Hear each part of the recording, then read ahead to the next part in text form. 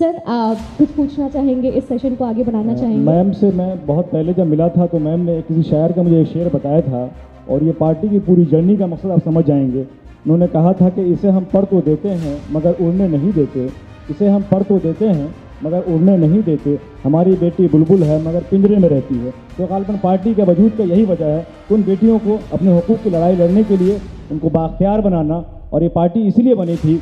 और ये अंदाज़ा मैडम को जब भी नहीं था कि हम एक हैदराबाद से जो शुरुआत कर रहे हैं आज वो नेशनल पैमाने पर राष्ट्रीय स्तर की पार्टी बन जाए।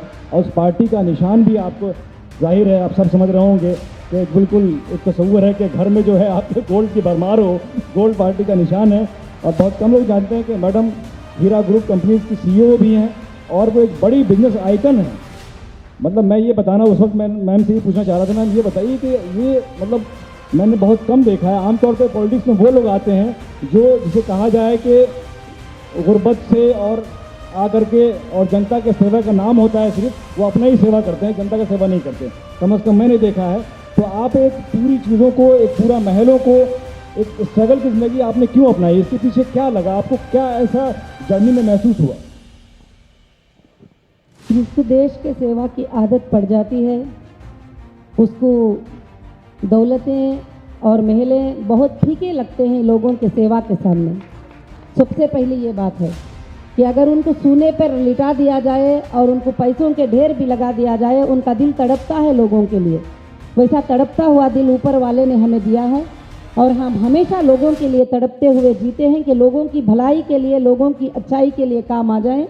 इसीलिए पहले से मेरा लड़कियों के लिए गर्ल्स कॉलेज बनाना क्यों हो ना हो और गर्ल्स स्कूल बनाना क्यों ना हो और महिलाओं के लिए एजुकेशन के लिए कोशिश करना क्यों ना हो और उनकी स्पॉन्सरशिप करने में क्यों ना हो, उसमें मैं मसरूफ़ रही। मेरे लिए बिजनेस से ज़्यादा टॉप और मालदारी से ज़्यादा टॉप, महलों से ज़्यादा टॉप लोगों की खिदमत करना बहुत ही अच्छा लगता है। इसीलिए ये सेवा को मैं बहुत अच्छा मानती हूँ। घर में भी जब लोग कहते हैं कि आपको कमी की क्या ज़रूरत है, आप क्यों जाती हो ज़मीन के ऊपर ये काम करने के लिए, तो हम कहते हैं कि हमें लोगों की खिदमत करने में जो खुशी मिलती है, अगर वो तुम्हें महसूस हो जाए तो आप भी ये महलों को छोड़कर जो है लोगों की खिदमत में लग जाएंगे। तो हमें बहुत अच्छा लगता है और मैं अल्लाह से दुआ करूँगी कि हमेशा हमको ये खिदमत का इरादा दिल में हमेशा रहे, लोगों की खिदमत करने के लिए।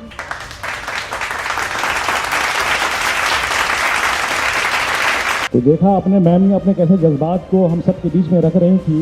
ये यकीनन जो है ये सफ़र जो है ये कहा जाता है कि मैं अकेला ही चला था जानिब मंजिल, मगर लोग साथ आते गए और कारवा बनता गया। तो ऑल इंडिया महिला एम्पावरमेंट पार्टी की जर्नी यही है कि कोई सोच भी नहीं सकता था कि मैम ने इनको जैसा कि बताया, इन्होंने के इलाके में घर में मुखालफत का सामना करना पड़ता है, इन्होंने किया, लेकिन इनकी हिम्मत और आप देखिए कितना हौसला कि इन्होंने सोचा कि मैं अगर अपना हौसला यहाँ तोड़ दूंगी तो ये लाखों सैकड़ों करोड़ों खवातीन का हौसला टूट जाएगा।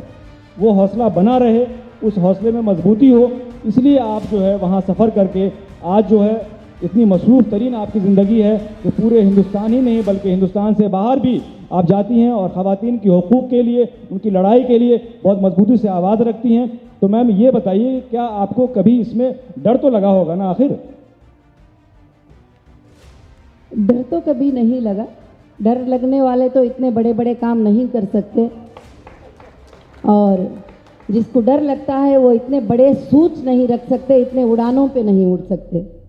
और ख़ासकर से मुझे डराने की कोशिश की गई और बहुत सारे तकलीफ़ें भी दिए और परेशान भी किए। कई इल्ज़ामें पिछले दिनों में आपको मालूम होगा कि अखबारों के फर्स्ट फ्रंट पेज पे मेरा ही फ़ोटो होता था और कुछ नहीं होता था। लोगों ने, जो लोगों को ये फील हुआ कि इनसे हमें अभी नुकसान होगा या हमारे बारे में ये लोगों को बता देंगे, ऐसे जो लोग फील करे, जब जस्टिस फॉर ह्यूमैनिटी के लिए आए तो बहुत सारे लोग नहीं, कुछ गिने चुने लोगों ने बहुत सारा सताया, मगर हमें कभी डर नहीं लगता। जब लोग हमें डराने की कोशिश करते हैं तो हमारे अंदर हिम्मत और भी बढ़ जाती है, हम और भी आगे बढ़ने की कोशिश करते हैं और इसलिए वो डराने सब हमें कुछ काम नहीं आएंगे और डराने ही हमारी ताकत है, वो हमारी एनर्जी है। लोग डराते रहें तो हम ऐसा काम करते रहेंगे। कहते हैं कि हमें अपनी कैपेबिलिटी का एहसास तभी होता है जब हम उसको और एक्सप्लोर करते हैं और हमें ऑपोजिशन का सामना करना पड़ता है। कुछ लाइन्स याद आ रही हैं, कुछ पंक्तियाँ याद आ रही हैं यहाँ पर जो मैं कहना चाहूँगी कि रख हौसला वो मंजर भी आएगा, प्यासे के पास चलकर समंदर भी आएगा। थक कर ना बैठ ए मंजिल के मुसाफिर, तुझे मंजिल भी मिलेगी और मंजिल मिलने का मज़ा भी आएगा। डटे रहना है, लगे रहना है, अपने लक्ष्य के पीछे हमें भागते रहना है, मेहनत करते रहना है, कोशिश करते रहना है और फाइनली हम उसे अचीव करेंगे।